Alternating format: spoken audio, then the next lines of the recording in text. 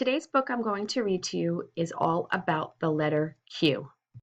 Little Q had a box. I will find things that begin with my Q sound, she said. I will put them into my sound box. Little Q found quilts.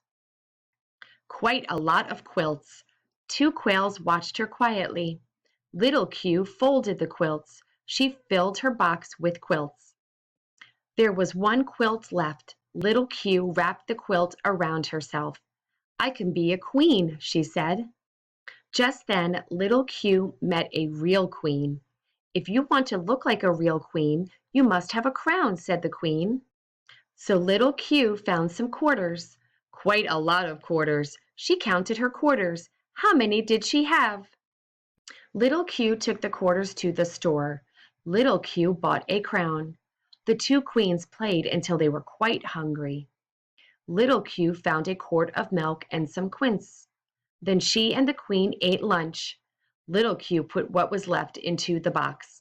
Then little Q said, "It is late. It is time to go to bed."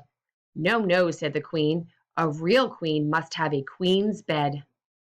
Little Q looked for more quarters so that she could buy a queen's bed. She looked and looked, but she could not find any more quarters. Then little Q saw her box with all the quilts inside. "I will turn my box into a queen's bed," she said. Little Q put a quilt on top of the box. "Now we can go to bed," she said. She jumped into the box. "No, no, no," said the real queen. They quarreled and quarreled until 9:15. Then the real queen was so tired of quarreling that she quit. She got into the box with little Q. They pulled up the quilt and went to sleep. The end.